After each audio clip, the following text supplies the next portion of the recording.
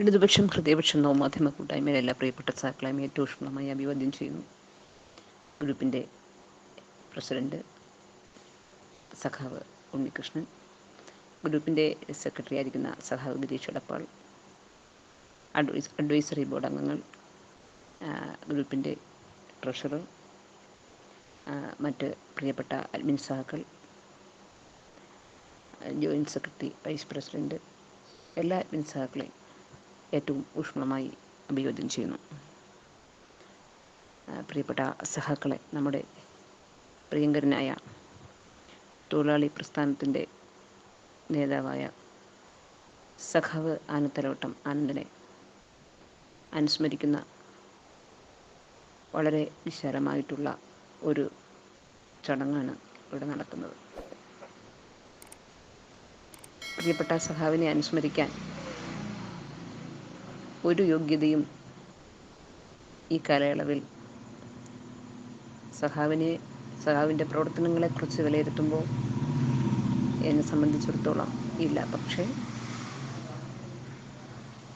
Communist പ്രസ്ഥാനത്തിലേക്ക് കടന്നു വരുന്ന ഏതൊരു സഖാവും ഓർത്തു വയ്ക്കേണ്ടതും എപ്പോഴും ഓർക്കേണ്ടതും ഉൾക്കരുത്ത് പകരുന്നതും ആയിട്ടുള്ള ഒരു പ്രവർത്തനത്തിൻ്റെ കലവറയാണ് പ്രിയപ്പെട്ട ആനത്തലവട്ടം ആനന്ദൻ സഖാവ്. പ്രിയ സഖാവിനെ അനുസ്മരിക്കാൻ ഇടതുപക്ഷം ഹൃദയപക്ഷം ഗ്രൂപ്പ് നൽകിയ ഏറ്റവും നല്ല അവസരത്തിന് നന്ദി പറയുന്നു. ഇനിയും ഇതുപോലുള്ള അവസരങ്ങൾ പ്രതീക്ഷിക്കുന്നു. പ്രസ്ഥാനത്തിന് വേണ്ടിയിട്ട് കിട്ടുന്ന അവസരങ്ങളൊക്കെ പ്രയോജനപ്പെടുത്തുക എന്നുള്ളത് ഈ ഗ്രൂപ്പിലെന്നല്ല ഏത് ഗ്രൂപ്പിലും ക്ഷണിക്കപ്പെട്ടാൽ ആയുസ്സും ആരോഗ്യവും ഉള്ള കാലത്തത്രയും ചേർന്ന് നിൽക്കുക എന്നുള്ളത് ഒരു സഖാവിനെ സംബന്ധിച്ചിടത്തോളം, പ്രത്യേകിച്ചും എന്നെ സംബന്ധിച്ചിടത്തോളം എൻ്റെ കടമയും ഉത്തരവാദിത്വവുമായി ഞാൻ കരുതുന്നു. പ്രിയപ്പെട്ട സഹാക്കളെ, ഈ ഗ്രൂപ്പുമായി ചേർന്ന് പ്രവർത്തിക്കാൻ ലഭിച്ച എല്ലാ നല്ല അവസരത്തിനും ഞാൻ സഹാക്കളോട് കടപ്പെട്ടിരിക്കുന്നു. പ്രത്യേകിച്ചും എനിക്കൊരവസരം ഒരുക്കി പ്രിയപ്പെട്ട ഹരി സഖാവിനോടുള്ള നന്ദി ഈ സമയം അറിയിക്കുകയാണ്. ഇന്നത്തെ ദേശാഭിമാനി സഖാവിൻ്റെ പ്രിയപ്പെട്ട ആനത്തലവട്ടം ആനന്ദൻ സഖാവിൻ്റെ ഓർമ്മ ദിവസം പുതുക്കുന്നതോടൊപ്പം ഇന്നത്തെ ദേശാഭിമാനിയെ തുറന്നു നോക്കുന്ന ഒരു സഖാവിനെ സംബന്ധിച്ചിടത്തോളം ഏറ്റവും സന്തോഷവും ആനന്ദവും നൽകുന്ന ഒത്തിരി കാര്യങ്ങളാണ് ദേശാഭിമാനിയിൽ ഫ്രണ്ട് പേജിൽ തന്നെ ഉള്ളത്. നാടിക്ക് കയ്യും കൊടുത്തിരിക്കുന്ന ഒരു മാമനെയും ഊർജ്ജസ്വലനായി അവഗണനയ്ക്കെതിരെ ഈ മാസം 15 മുതൽ അടുത്ത മാസം 15 വരെ വളരെ ശക്തമായിട്ടുള്ള പ്രചാരണം നടത്തുമെന്ന് പറയുന്ന പാർട്ടി സെക്രട്ടറിയെയും വയനാട് ദുരന്തത്തിൻ്റെ പശ്ചാത്തലത്തിൽ കാലാവസ്ഥ പ്രവചനം ശക്തിപ്പെടുത്താൻ കൂടുതൽ നിരീക്ഷണ സംവിധാനങ്ങൾ കേന്ദ്രത്തോട് ആവശ്യപ്പെട്ടിട്ടുണ്ട്, സമ്പൂർണ്ണ സുരക്ഷ പുനരധിവാസ പരിപാടികൾ ആസൂത്രണം ചെയ്ത് നടപ്പിലാക്കുന്നു എന്ന് പറയുന്ന നമ്മുടെ ഭരണകർത്താവായിരിക്കുന്ന സഖാവ് പിണറായി വിജയനെയുമാണ് നമ്മൾ ഫ്രണ്ട് പേജിൽ കാണുന്നത്. കൂട്ടത്തിൽ മുസ്ലിം ലീഗുകാരുടെ അരുംകൊലയ്ക്ക് വിധേയനായ സഖാവ് ഷിബിൻ്റെ ആ കൊലപാതകത്തിൻ്റെ ശിക്ഷയും കൂടി നടപ്പിലാക്കാൻ പോകുന്നതിൻ്റെ ദൃശ്യങ്ങളും കൂടി നമുക്ക് ദേശാഭിമാനിയുടെ ഫ്രണ്ട് പേജിൽ തന്നെ ഉണ്ട്. പ്രിയപ്പെട്ട സഖാക്കളെ, ആനത്തലവട്ടം ആനന്ദൻ സഖാവിനെ അവസാനമായി കാണുന്നത് സഖാവ് സുഖമില്ലാതെ കിടപ്പിലാവുന്നതിന് തൊട്ട് മുൻപ് തിരുവനന്തപുരം സെൻട്രൽ ഭാഗത്ത് BSNL ഓഫീസിന് മുന്നിൽ നടത്തുന്ന KSKTUവിൻ്റെ സമരത്തിൽ ഉദ്ഘാടകനും മെയിൻ പ്രാസംഗികനുമായി കടന്നു വന്ന പ്രിയപ്പെട്ട സഖാവിനെ ഇന്നും ആ മുഖമാണ് എന്നും ഓർമ്മ വരുന്നത്. അന്നാണ് സഖാവിനെ അവസാനമായി കാണുന്നത്. അപ്പോഴും ഈ 86ാമത്തെ വയസ്സിലും ഊർജ്ജസ്വലനായി ഓരോ സഖാവിനും ഓരോ തൊഴിലാളിക്കും ഊർജം പകരുന്ന രീതിയിലുള്ള പ്രഭാഷണമാണ് പ്രിയപ്പെട്ട സഖാവ് അന്ന് നടത്തിയത്. കൂടെ ചേർന്ന് നിൽക്കുന്നവൻ്റെ വലിപ്പം ചെറുപ്പം നോക്കാതെ എത്തരക്കാരനാണെന്നുള്ള പരിശോധനയൊന്നുമില്ലാതെ ഒരു തൊഴിലാളിയാണെങ്കിൽ അവനെ ചേർത്ത് പിടിക്കുക എന്നുള്ളത് തന്നെയാണ്. അവൻ്റെ ജാതിയോ മതമോ അവൻ്റെ രാഷ്ട്രീയമോ ഒന്നും നോക്കാതെ ചേർത്ത് പിടിക്കുന്ന ഒരാളായിരുന്നു സഖാവ് അനന്തലവട്ടം. സഖാവ് ചില നമ്മുടെ സംഘടനാ രംഗത്ത് നിൽക്കുന്ന പ്രിയപ്പെട്ട സഖാക്കൾ പറയാറുണ്ട്, സഖാവ് കാർക്കശ്യക്കാരനാണ്. സംഘടനാ രംഗത്ത് സഖാവ് കാർക്കശ്യക്കാരനാണ്. അത് അനുഭവപ്പെട്ടവർക്ക് അതിനെക്കുറിച്ച് പറയാൻ ഒത്തിരി ഉണ്ടാവും. ഒരു പരിപാടി വർഗവിഭജന സംഘടനയുടെ നേതൃത്വത്തിൽ ഏർപ്പെടുത്തിയാൽ അത് സമ്പൂർണ്ണമായി വിജയിപ്പിച്ചെടുക്കുക എന്നുള്ള ഉത്തരവാദിത്വം സഖാവിനെ സംബന്ധിച്ചിടത്തോളം ഏറെ വലുതാണ്. അങ്ങനെ കാണുന്ന ഒരു സഖാവായിരുന്നു സഖാവ് ആനത്തലവട്ടം ആനന്ദൻ. സഖാവ് 1937 ജനിക്കുന്നത്. ഏപ്രിൽ മാസം 22 തീയതി. വളരെ ചെറുപ്പത്തിൽ തന്നെ കയർ തൊഴിലാളികളുടെ ഇടയിലാണ് സഖാവ് ജനിക്കുന്നത്. ചിറങ്കീഴ് താലൂക്കിലാണ് സഖാവ് ജനിക്കുന്നത്. ആറ്റിങ്ങലാണ് സഖാവിൻ്റെ മണ്ഡലം. അപ്പോൾ അങ്ങനെ കയർ തൊഴിലാളികളുടെ കൂട്ടത്തിൽ ജനിച്ചു, കയർ തൊഴിലാളികളുടെ കൂട്ടത്തിൽ വളർന്നു. അങ്ങനെ വിദ്യാഭ്യാസ കാലഘട്ടമൊക്കെ കഴിഞ്ഞു. സഖാവിന് NCCയിലൊക്കെ ഉണ്ടായിരുന്നു. സഖാവിന് മിലിറ്ററിയിൽ ജോലി ലഭിക്കുകയുണ്ടായി. മിലിറ്ററിയിൽ ജോലി ലഭിക്കുമ്പോൾ സഖാവിനെ ജോലിക്ക് വിടാൻ സഖാവ് പല തവണങ്ങളിൽ ഞങ്ങളോട് പങ്കുവച്ചിട്ടുള്ള അനുഭവങ്ങൾ ഒത്തിരി ഉണ്ട്. അതിൽപ്പെട്ട അനുഭവമാണ് ഞാൻ ഓർത്തെടുക്കുന്നത്. അപ്പോൾ മിലിറ്ററി ജോലി ലഭിക്കുമ്പോൾ അമ്മ പോകാൻ അനുവദിക്കുന്നില്ല. സഖാക്കൾക്ക് അറിയാലോ, പണ്ട് കാലഘട്ടത്തിലൊക്കെ മിലിറ്ററിയിൽ ജോലിക്ക് പോകുക എന്നുള്ളത് അന്നും ഇന്നും ഏറെ വിഷമം വരുന്ന കാര്യമാണ്. അമ്മമാരെന്ന് പറയുമ്പോൾ മക്കളെ സ്നേഹിക്കുന്നവർ, കരുതുന്നവർ ഒക്കെ വിടാൻ ഒത്തിരി മടിക്കും. പക്ഷെ അന്ന് ആനത്തലവട്ടം ആനന്ദൻ സഖാവിൻ്റെ അമ്മ ആ ജോലിക്ക് പോകാൻ അനുവദിച്ചില്ല. അതിനുശേഷം സഖാവിന് റെയിൽവേയിൽ TTE ആയിട്ട് ജോലി ലഭിച്ചു. ആ സമയത്ത് ആ ജോലിക്ക് പോകാൻ ഏറെ സഖാക്കളും കൂടെ നിന്നവരും കുടുംബത്തിലുള്ളവരും ഒക്കെ നിർബന്ധിച്ചെങ്കിലും പ്രിയപ്പെട്ട സഖാവ് പോകാൻ തയ്യാറായില്ല. അതിന് ഒരു പ്രത്യേക കാരണമുണ്ട്. സഖാവിൻ്റെ നേതൃത്വത്തിൽ കയർ തൊഴിലാളികളുടെ സമരം നടക്കുന്ന ഒരു സമയമായിരുന്നു അത്. അര കൂലി വർദ്ധിപ്പിക്കാൻ വേണ്ടിയിട്ട് സഖാക്കൾ ഏറെ ശ്രദ്ധിക്കുമെന്ന് ഞാൻ കരുതുന്നു. അര കൂലി വർദ്ധിപ്പിക്കാൻ വേണ്ടിയിട്ട് നടന്ന ഒരു സമരമുണ്ട്. ആ സമരത്തിൻ്റെ നേതൃത്വത്തിൽ സഖാവ് നിൽക്കുമ്പോഴാണ് ഈ ജോലി ലഭിക്കുന്നത്. അപ്പോൾ ഈ സമരത്തിനെയും സമരമുഖത്തെയും വിട്ടിട്ട് പോകാൻ ഒരു സഖാവിനെ കൊണ്ട് കഴിയില്ല, പ്രത്യേകിച്ചും ആനന്ദൻ സഖാവിനെ കൊണ്ട് കഴിയില്ല. അങ്ങനെയാണ് സഖാവ് തൊഴിലാളികളെയും കൂടെ നിന്നവരെയും സഖാക്കളെയും ഇഷ്ടപ്പെട്ടിരുന്നതും സ്നേഹിച്ചതും. സഖാവിന് വലുത് ജോലിയായിരുന്നില്ല, സഖാവിന് വലുത് സഖാക്കളും സമരമുഖത്ത് നിൽക്കുന്ന പ്രിയപ്പെട്ട സഖാക്കളുടെ മുഖവുമായിരുന്നു സഖാവ് അന്ന് ഓർത്തിരുന്നത്. 1956 ആണ് സഖാവ് പാർട്ടി അംഗമായി വരുന്നത്. 1964 പാർട്ടി പിളർന്നപ്പോൾ CPIM-നോടൊപ്പം ചേർന്ന് നിന്നു. 1971 CH കിണറിനെ പരിചയപ്പെടുന്നു. അതോടുകൂടിയാണ് മുഴുവൻ സമയ പാർട്ടി പ്രവർത്തകനായി സഖാവ് ആനന്ദൻ മാറുന്നത്. 1975 മാർച്ച് 31 കാസർഗോഡ് നിന്ന് തിരുവനന്തപുരത്തേക്ക് പട്ടിണി ജാഥ നടത്തുന്നത് സഖാവ്. അത് അടിയന്തരാവസ്ഥ കാലത്ത് സഖാവ് ജയിൽവാസം അനുഷ്ഠിച്ചിട്ടുണ്ട്, ഒളിവിൽ പോയിട്ടുണ്ട്. അങ്ങനെ വളരെ എന്താ പറയുക, തീക്ഷ്ണമായ ത്യാഗോജ്വലമായ ജീവിതമാണ് സഖാവിനുണ്ടായിരുന്നത്. ഇത്രയൊക്കെ ത്യാഗം സഹിച്ചിട്ടും പട്ടിണി കിടക്കേണ്ട അവസരങ്ങൾ ഉണ്ടായിട്ടുണ്ട്, ബുദ്ധിമുട്ടേറിയ ഒത്തിരി അവസരങ്ങൾ ഉണ്ടായിട്ടുണ്ട്. എങ്കിലും തൻ്റെ വയറ് മുറുക്കി ഉടുത്തും കൊണ്ട് കൂടെ നിൽക്കുന്ന സഖാക്കളുടെ വയറ് നിറയ്ക്കാനുള്ള ശ്രമം സഖാവിൻ്റെ ഭാഗത്തു നിന്നുണ്ടായിട്ടുണ്ട്. അനുഭവങ്ങൾ ഒത്തിരി നേരിട്ട് പങ്കുവച്ചത് എല്ലാം ഇവിടെ നമുക്ക് പറഞ്ഞു തീർക്കാൻ പോലും സമയം കിട്ടില്ല. അത്ര തീക്ഷ്ണമായിട്ടുള്ള ഒരു നേതാവായിരുന്നു ആനത്തലവട്ടം ആനന്ദൻ സഖാവ്. അത് എങ്ങനെയാ പറഞ്ഞ് ഫലിപ്പിക്കുക എന്ന് പോലും എനിക്ക് ആശങ്കയുണ്ട്. മാതൃകയുള്ള ഒരു പൊതുപ്രവർത്തകൻ എന്ന് പറഞ്ഞാൽ ഇന്നത്തെ കാലഘട്ടത്തിൽ നമ്മുടെ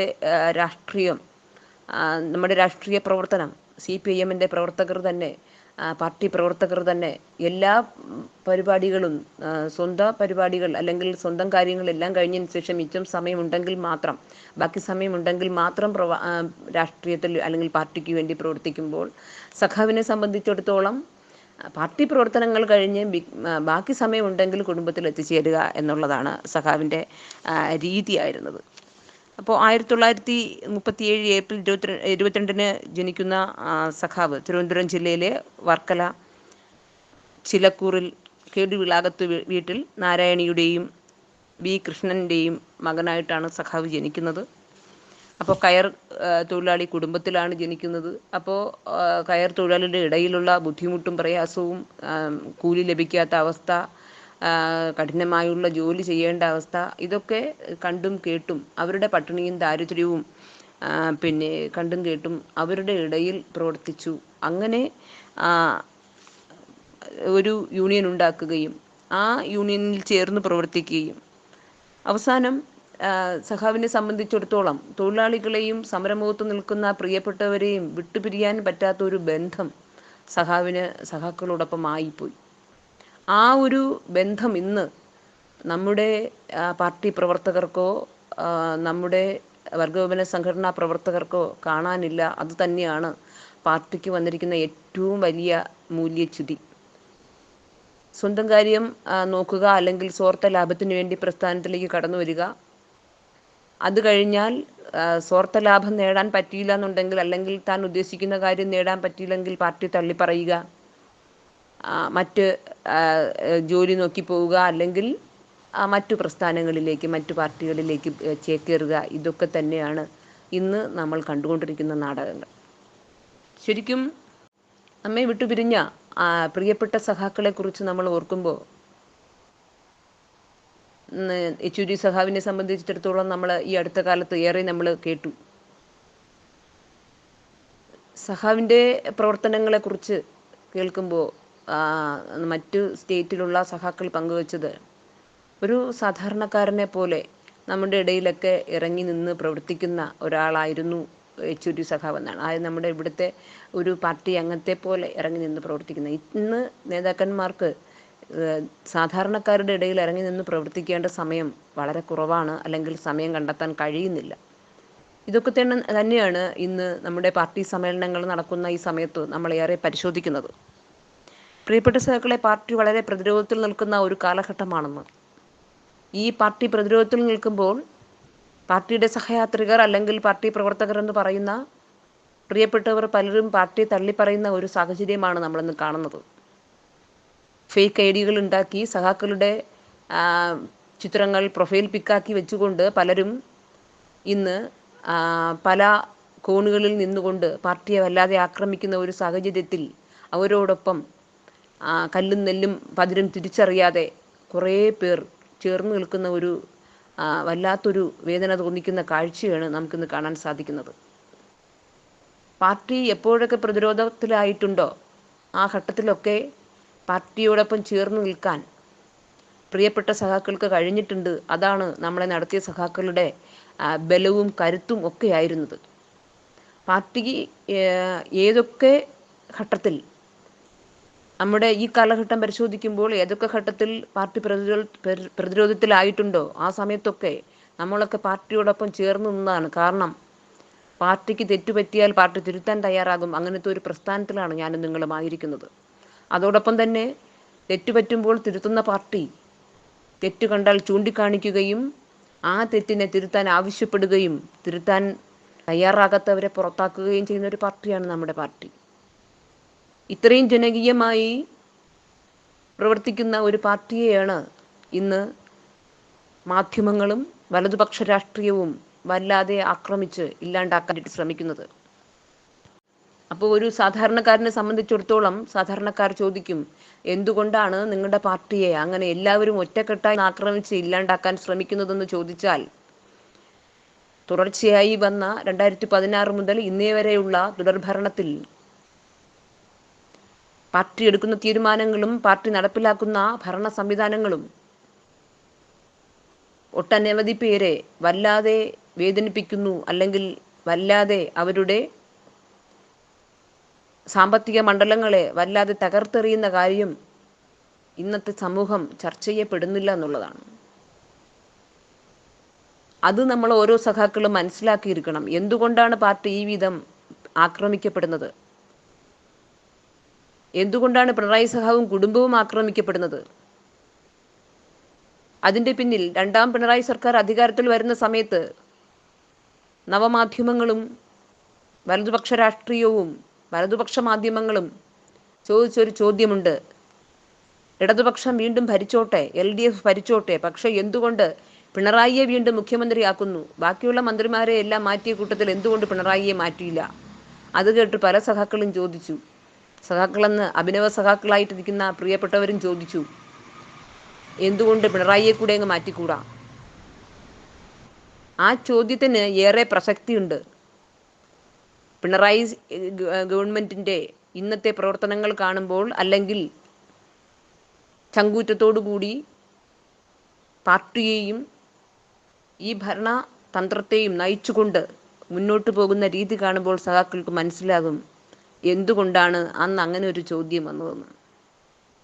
കേരളം ഇന്ന് എല്ലാ മേഖലയിലും, വിദ്യാഭ്യാസ രംഗമാകട്ടെ, ആരോഗ്യരംഗമാകട്ടെ, ഗതാഗത രംഗമാകട്ടെ, എല്ലാ മേഖലയിലും, പൊതുമരാമത്താകട്ടെ, വാട്ടർ അതോറിറ്റി ആകട്ടെ, KCB ആവട്ടെ, എല്ലാ മേഖലയും നമ്മൾ എടുത്തു നോക്കിയാൽ ഏറെ മുന്നോട്ടാണ്. ഇടയ്ക്ക് അല്പം വീഴ്ച വന്ന മേഖലകളായിരുന്നു സപ്ലൈകോയും അതുപോലുള്ള സംവിധാനങ്ങളും. എന്നാൽ അതും ഇന്ന് എല്ലാം സമ്പൂർണ്ണമായ രീതിയിൽ തന്നെ മുന്നോട്ട് കൊണ്ടുപോകാൻ നമ്മുടെ ഗവൺമെൻറ്റിന് കഴിയുന്നു എന്നുള്ളത് മൂന്നാമതും നാലാമതും തുടർച്ചയായി കേരളത്തിൽ ഇടതുമുന്നണി ഭരിക്കുമെന്നുള്ളതിൻ്റെ ഒരു മുന്നറിയിപ്പ് കൂടിയാണെന്ന് നമ്മൾ മനസ്സിലാക്കും മുന്നേ ഇവിടെ വലതുപക്ഷവും വലതുപക്ഷ രാഷ്ട്രീയവും മനസ്സിലാക്കി കഴിഞ്ഞതിൻ്റെ ഒച്ചപ്പാടും ബഹളവുമാണ് ഇന്ന് നമ്മൾ നമ്മുടെ സമൂഹത്തിൽ കണ്ടുകൊണ്ടിരിക്കുന്നത്. പ്രിയപ്പെട്ട സഖാവിൻ്റെ ഓർമ്മ പുതുക്കുന്ന ഈ നാളിൽ നമ്മുടെ പാർട്ടി ചെറുതായിട്ടുള്ള ഒരു പ്രതിരോധത്തിലല്ല ആയിരിക്കുന്നത്. പാർട്ടി സമ്മേളനങ്ങൾ നടക്കുന്ന സമയം, ബ്രാഞ്ച് സമ്മേളനങ്ങൾ തുടങ്ങിയ സമയം നമ്മളോടൊപ്പം ചേർന്ന് നിന്ന MLA ശത്രുപാളയത്തിലേക്ക് കുടിയേറിയിട്ട് നമുക്കെതിരെ വാളോങ്ങുന്ന ഒരു സാഹചര്യമാണ് കാണുന്നത്. പ്രിയപ്പെട്ട സഖാക്കളെ, പലർക്കും, പല മാധ്യമപ്രവർത്തകർക്കും അല്ലെങ്കിൽ പലർക്കും ഇതൊരു പുതിയ അനുഭവമായിരിക്കും. പക്ഷേ പാർട്ടി അതിൻ്റെ എല്ലാ ഘട്ടങ്ങളിലും, ഇതുപോലുള്ള നിർണായക ഘട്ടങ്ങൾ വന്നപ്പോഴൊക്കെ കൂടെ നിന്നവർ പിന്തിരിഞ്ഞു നിന്ന് കുത്തിയ സാഹചര്യങ്ങൾ കടന്നു വന്ന പാർട്ടിയാണ് ഈ പാർട്ടി. അത് അൻവറിനെ പോലെയുള്ള പ്രിയപ്പെട്ടവർക്ക് മനസ്സിലാക്കാൻ ഏറെ ബുദ്ധിമുട്ടുണ്ട്. നമുക്കറിയാം, ഒരു കാലത്ത് മുഖ്യമന്ത്രി പദം വരെ എത്താൻ സാധ്യതയുണ്ടായിരുന്ന ചില പ്രിയപ്പെട്ടവർ പാർട്ടിയെ തള്ളി പറഞ്ഞുകൊണ്ട് പോയതിന് ശേഷം അവസാന നാളുകളിൽ തിരിച്ചു വരാൻ ആഗ്രഹിച്ചപ്പോൾ ആരോഗ്യം അനുവദിക്കാതിരുന്ന സമയത്ത് അവരൊക്കെ പറഞ്ഞ ഒരു വർത്തമാനമുണ്ട്, യാത്രയാകുമ്പോൾ ഈ ചെങ്കൊടി ഒന്ന് പുതപ്പിച്ചേക്കണമെന്ന്. പ്രിയപ്പെട്ട സഖാക്കളെ, അനേകം രക്തസാക്ഷികളുടെ ചോര കൊണ്ട് ചുവപ്പിച്ച ഈ ചെങ്കൊടി അത്രയേറെ പ്രിയപ്പെട്ടതായിരുന്നു ആ സഖാക്കൾക്ക് എന്നുള്ളത് നമുക്കറിയാം. ചില കാര്യങ്ങൾ വരുമ്പോൾ പാർട്ടി തള്ളിപ്പറയേണ്ടി വന്നവർ പിന്നത്തേതിൽ ചിന്തിച്ച കഥകളാണ് ഞാനിവിടെ പറയുന്നത്. അതുപോലെ തന്നെ ഇന്ന് പാർട്ടിയെ തള്ളിപ്പറഞ്ഞ്, ഭരണകൂടത്തെ തള്ളിപ്പറഞ്ഞ്, പിണറായി സഖാവിനെ തള്ളിപ്പറഞ്ഞ് മുന്നോട്ട് പോകുന്ന MLA സംബന്ധിച്ചിടത്തോളം സ്വാർത്ഥ ലാഭമുണ്ട് എന്ന് ഏതാണ്ട് 8 മാസങ്ങൾക്ക് മുമ്പ് തന്നെ പാർട്ടി മനസ്സിലാക്കുകയും ശത്രുപാളയത്തിലേക്ക് ചേക്കേറിയിരിക്കുന്നു എന്ന് മനസ്സിലാക്കുകയും നിരീക്ഷണത്തിന് വേണ്ടി പാർട്ടി തയ്യാറാകുകയും ചെയ്തിരുന്നു എന്നുള്ളത് അൻവർ MLA മനസ്സിലാക്കുന്നത് ഇപ്പോഴാണ്. അത്ര ഗ്രഹപാഠം ചെയ്തുകൊണ്ട് മുന്നോട്ട് പോകുന്ന ഒരു പാർട്ടിയാണ് നമ്മുടെ പാർട്ടി. ആരെയും നിരീക്ഷിക്കാതെയല്ല. 99 പേരിൽ 97 പേർക്കും ഇല്ലാത്ത ഒരു പരാതിയാണ് അൻവർ MLAക്ക് മുഖ്യമന്ത്രിയോടുള്ളത്. എന്നാൽ MLA മുന്നോട്ട് വച്ച എല്ലാ വിഷയങ്ങളും പഠിക്കാമെന്നും നടപടി സ്വീകരിക്കുമെന്നും തീർച്ചയായിട്ടും അന്വേഷിക്കുമെന്നും ഗോവിന്ദ മാസ്റ്ററും സഖാവ് പിണറായി വിജയനും ഉറപ്പ് നൽകിയിട്ടും, മുഖ്യമന്ത്രി എന്ന രീതിയിലും പാർട്ടി സെക്രട്ടറി എന്ന രീതിയിലും രണ്ട് സഖാക്കളും ഉറപ്പ് നൽകിയിട്ടും അൻവർ MLA സംസാരിച്ചു തുടങ്ങിയപ്പോൾ തന്നെ നമുക്ക് മനസ്സിലായി ഇതിൻ്റെ പിന്നിൽ ഗൂഢോദ്ദേശമുണ്ട് എന്ന്. അതിനു മുമ്പ് തന്നെ പാർട്ടിയുടെ മേൽത്തട്ട് ഘടകങ്ങളൊക്കെ അൻവർ ശത്രുപാളയത്തിലേക്ക് ചേക്കേറുന്നത് നിരീക്ഷിക്കുകയും മനസ്സിലാക്കുകയും ചെയ്തതിന് ശേഷമാണ് അൻവർ പാർട്ടി തള്ളിപ്പറഞ്ഞുകൊണ്ട് വെളിച്ചത്ത് വരുന്നത്. ഇതിൻ്റെ പിന്നിൽ വലിയ ഉദ്ദേശമുണ്ട് എന്നുള്ളത് എല്ലാവർക്കും അറിയാം, മാധ്യമപ്രവർത്തകർക്കും അറിയാം.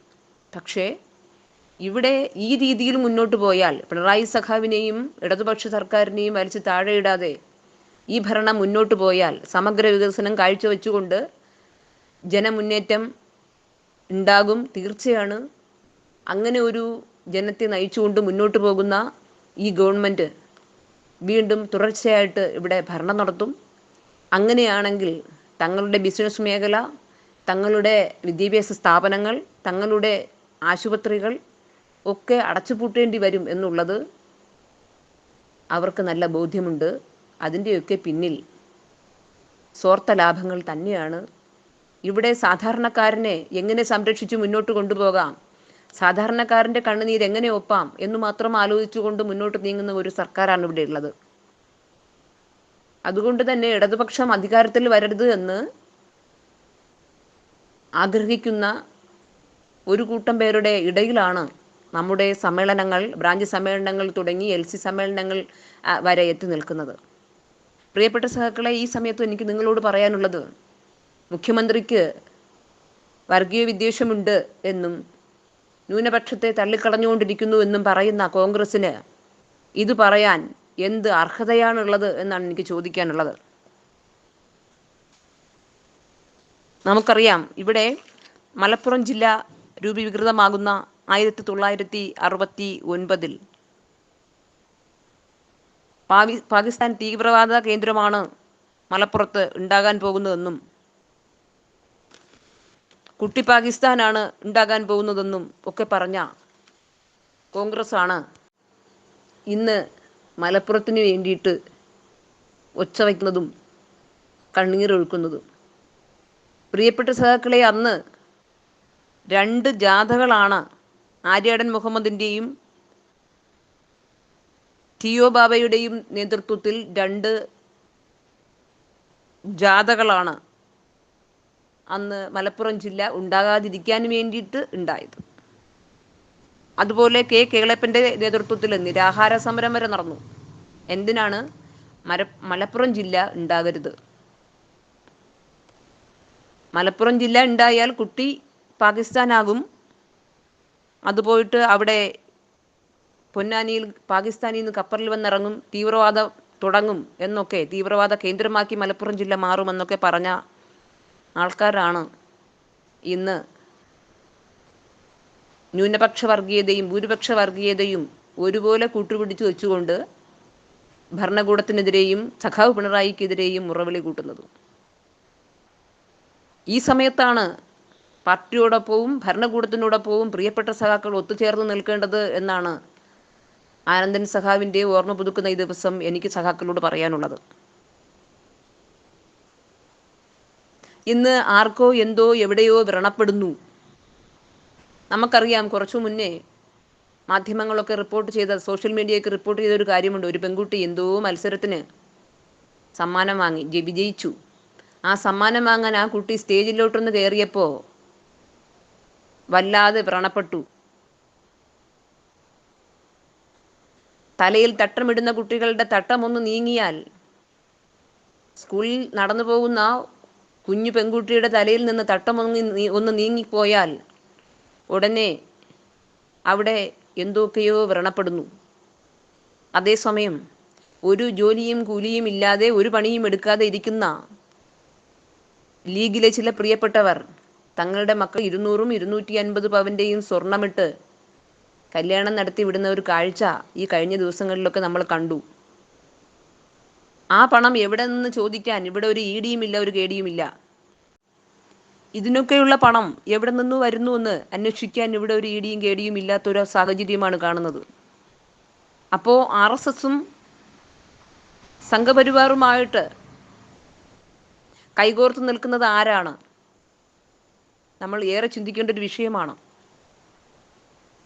ലീഗിൻ്റെ നേതാക്കളും RSSൻ്റെ നേതാക്കളും കൂടി പരസ്പരം സംസാരിക്കുകയും സന്ധി ചെയ്യുകയും ചെയ്യുന്ന ഒരു സാഹചര്യം നമുക്ക് കാണുന്നുണ്ട്.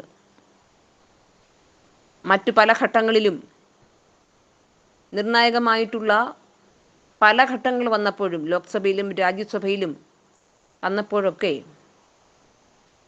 BJPക്കോ RSSനോ സംഘപരിവാറിനോ എതിരെ ഒരു അക്ഷരം ഉരിയാടാൻ ഇവിടുത്തെ ലീഗ് നേതാക്കന്മാരോ തങ്ങൾ കുടുംബത്തിൽ നിന്നോ ആരും ഉണ്ടായിരുന്നില്ല എന്നുള്ളത് നമ്മൾ ഈ സമയത്ത് ഓർക്കുന്നത് നന്നായിരിക്കും. പ്രിയപ്പെട്ട സഹാക്കളെ, അന്ന് മലപ്പുറം ജില്ല രൂപീകൃതമാകുമ്പോൾ അങ്ങനെ ഒരു ജില്ല ഉണ്ടാകാതിരിക്കാൻ വേണ്ടി സമരം ചെയ്ത ഈ നേതാക്കളൊക്കെ ഇന്ന് വളരെ ശക്തമായിട്ട് മലപ്പുറം ജില്ലയ്ക്ക് വേണ്ടിയിട്ട്, ന്യൂനപക്ഷങ്ങൾക്ക് വേണ്ടിയിട്ട് മുഖ്യമന്ത്രിക്കെതിരെ ഘോരം ശബ്ദമുയർത്തുകയാണ്. നമുക്കറിയാം, യൂണിവേഴ്സിറ്റി കോളേജിൻ്റെ അവിടെ പോലീസിന് നേരെയുണ്ടായ ആക്രമണം, അതിൽ ഒട്ടനവധി RSSൻ്റെ യുവാക്കൾ പ്രതിയായിരുന്നു. ആ കേസിൽ ഉമ്മൻചാണ്ടി മുഖ്യമന്ത്രിയായിരിക്കുന്ന സമയത്ത് ആ കേസിൽ നിന്ന് ഒഴിവാക്കി കൊടുക്കുകയാണ് ചെയ്തത്. RSSലെ ആ അക്രമകാരികൾക്ക്, ക്രൂരമായി പോലീസിനെതിരെ ബോംബെറിഞ്ഞ അക്രമകാരികളുടെ ഭാവി നഷ്ടപ്പെടുന്നു എന്നാണ് ഉമ്മൻചാണ്ടി പറഞ്ഞ ന്യായം. ഈ കോൺഗ്രസ്സിന് എന്ത് ധാർമ്മികതയാണുള്ളത് മലപ്പുറം ജില്ലയെക്കുറിച്ച് പറയാൻ? അതുപോലെ തന്നെ ഉമ്മൻചാണ്ടി മുഖ്യമന്ത്രിയായിരുന്ന സമയത്ത് ഒഴിവാക്കപ്പെട്ട കേസുകൾ RSSനും സംഘപരിവാറിനും വേണ്ടിയിട്ട് കുഴലൂത്ത് നടത്തിയ ഈ കോൺഗ്രസിൻ്റെ മുഖ്യമന്ത്രിമാരൊക്കെ RSSനും പാദസേവ ചെയ്തവരാണ്. അതുപോലെ തന്നെ ഈ അടുത്ത കാലത്ത് VD സതീശൻ തുടങ്ങി കോൺഗ്രസിൻ്റെ നേതാക്കളൊക്കെ തന്നെ കഴിഞ്ഞ ലോക്സഭാ ഇലക്ഷൻ നമ്മൾ കണ്ടു. RSSും BJPയുമായി കൂട്ടിച്ചേർന്നുകൊണ്ട് സീറ്റ് നിർണയം പോലും വലിയ നിർണായകമായ രീതിയിൽ അവരെടുത്തിട്ട് പല മണ്ഡലങ്ങളിലും കൂട്ടുകച്ചവടം നടത്തി. എന്തിനാണ് കൂട്ടുകച്ചവടം നടത്തിയത്? ഇവിടെ ഒരു മുസൽമാന് 5 നേരവും നിസ്കരിക്കാൻ സ്വാതന്ത്ര്യം കിട്ടുന്ന ഒരേ ഒരു സംസ്ഥാനം കേരളമാണ്. ആ കേരളത്തിൽ ഭരണം നടത്തുന്ന ഇടതുമുന്നണിക്കെതിരെ, CPIMനെതിരെ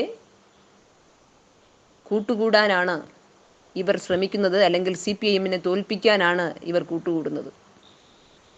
പ്രിയപ്പെട്ട സഹാക്കളെ, ഈ അവസരത്തിൽ ബ്രാഞ്ച് സമ്മേളനം മുതൽ ലോക്കൽ സമ്മേളനം തുടങ്ങി ഏരിയ സമ്മേളനം വരെ ചർച്ച ചെയ്യപ്പെടുന്ന വിഷയങ്ങളിൽ ഇതെല്ലാം ഉണ്ടെങ്കിൽ തന്നെയും ലോക്കൽ സമ്മേളനത്തിൽ ചർച്ച ചെയ്യുന്ന വിഷയങ്ങൾ പോലും പുറത്തു വരുന്നു, മാധ്യമങ്ങളത് പങ്കിടുന്നു.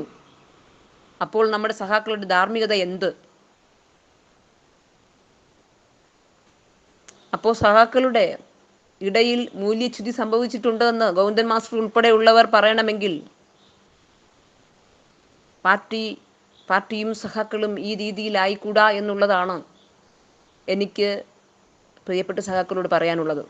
ഇതിൽ പാർട്ടി മെമ്പർമാരുണ്ടെന്നറിയാം. അതുകൊണ്ട് തന്നെയാണ് വളരെ ശക്തമായിട്ട് പറയുന്നത്, പാർട്ടിക്ക് നമ്മളല്ലാതെ മറ്റാരുമില്ല എന്നുള്ളത് ഒരു പൊതുബോധം നമുക്ക് തന്നെ ഉണ്ടാകണം. രഹസ്യമായി സൂക്ഷിക്കേണ്ടത് രഹസ്യമായി സൂക്ഷിക്കാൻ ഒരു സഖാവിന്, ഒരു പാർട്ടി മെമ്പർക്ക് കഴിയണം. അല്ലാതെ എന്തു പാരമ്പര്യമാണ് നമുക്ക് പറയാനുള്ളത്? പ്രിയപ്പെട്ട സഹാക്കളെ, ഈ അടുത്ത കാലത്ത്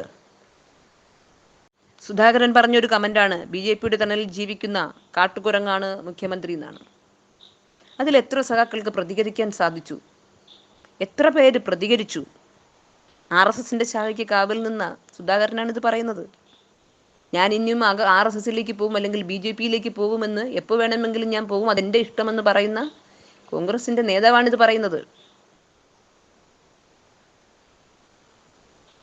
അപ്പോൾ ആ കോൺഗ്രസിൻ്റെ നേതാവിന് കോടികൾ, ആ നേതാവിൻ്റെ തലയ്ക്ക് കോടികൾ വില പറഞ്ഞില്ല. അപ്പോൾ BJPയും RSSും കോടികൾ വില പറഞ്ഞിരിക്കുന്നത് സഖാവ് പിണറായിയുടെ തലയ്ക്കാണ്. അത് നമ്മൾ മറന്നു പോകരുത്. പ്രിയപ്പെട്ട സഖാക്കളെ, ഇവിടെ മധ്യപ്രദേശിൽ ചെന്നപ്പോൾ തടയപ്പെട്ടത് സുധാകരനെ അല്ല, പിണറായിയെയാണ്. അപ്പോൾ കോൺഗ്രസിൻ്റെ പാദസേവകരായിരുന്ന ഇവിടുത്തെ മുഖ്യമന്ത്രിമാർ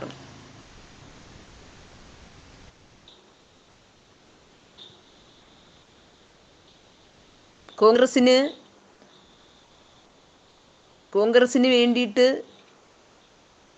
പ്രവർത്തിക്കേണ്ടുന്ന സമയത്ത് RSSന്റെ ശാഖയിൽ പോയി കാവൽ നിന്നു എന്ന് ഊറ്റം കൊള്ളുന്ന സുധാകരൻ ഉൾപ്പെടെയുള്ള ആൾക്കാരോട് ചോദിക്കാനുള്ളത്, കോൺഗ്രസിൻ്റെ എത്ര മുഖ്യമന്ത്രിമാരാണ് ഭരണത്തിലിരുന്നപ്പോൾ RSSന് വേണ്ടിയിട്ട് പാദസേവ ചെയ്തത്?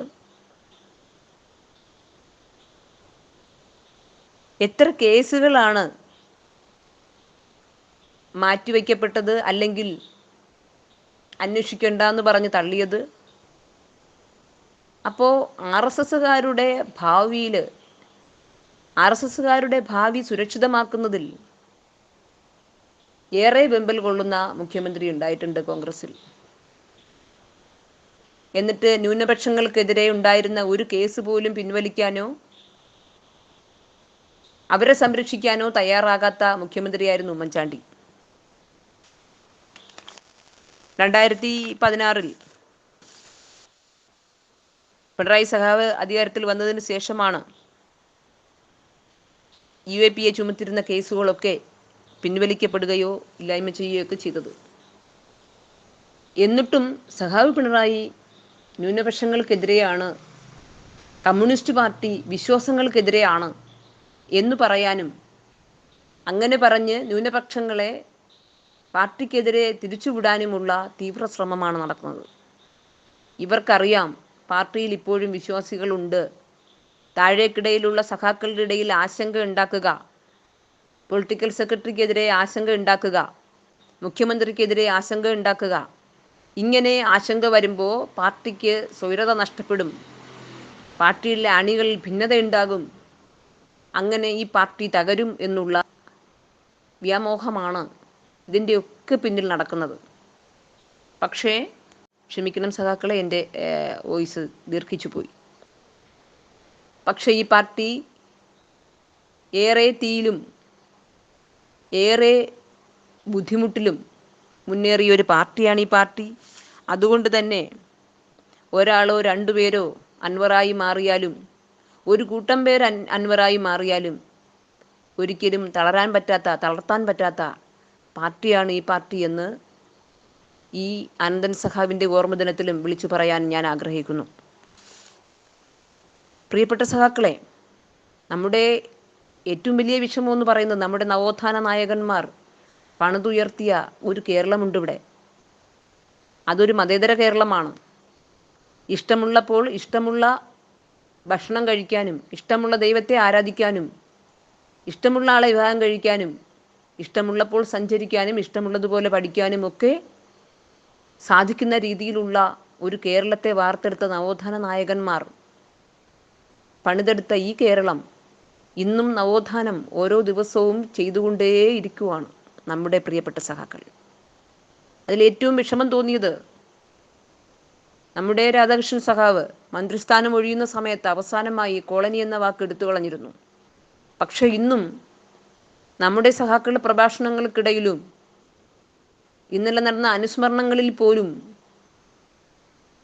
കോളനി എന്ന വാക്ക് എടുത്തു പറയുന്നു. അപ്പോൾ നമ്മൾ തന്നെ കൊണ്ടുവരുന്ന ഈ തരത്തിലുള്ള നവോത്ഥാനങ്ങൾ, ഈ തരത്തിലുള്ള മാറ്റങ്ങൾ ആരാണ് പ്രചരിപ്പിക്കേണ്ടത്, ആരാണ് നടപ്പിൽ വരുത്തേണ്ടത്, ആരാണ് അത് അംഗീകരിക്കേണ്ടത് എന്നുള്ളൊരു ചോദ്യമായിട്ട് ഇന്നും എൻ്റെയും നിങ്ങളുടെയും മുന്നിൽ നിൽക്കുവാണ്. അറിഞ്ഞോ അറിയാതെയോ ഒരിക്കൽ പോലും നമ്മുടെ നാവിൽ ഇനി ആ കോളനി എന്ന വാക്ക് വരാൻ പാടില്ല എന്നുള്ളൊരു ഒരു ദൃഢനിശ്ചയമാണ് ഞങ്ങളുടെ സഖാക്കളൊക്കെ എടുത്തിരിക്കുന്നത്. ഞങ്ങളുടെ സമ്മേളനങ്ങളിലും ഞങ്ങളുടെ ഇടയിലും ഇപ്പോൾ ഒരു പ്രസംഗമധ്യയോ ഒരു സംസാരമധ്യയോ കോളനി എന്ന പദം ഒരിക്കലും കടന്നു വരാതിരിക്കാൻ വേണ്ടിയിട്ടുള്ള ശ്രമമാണ്. ആരെങ്കിലും അത് പറഞ്ഞാൽ തന്നെ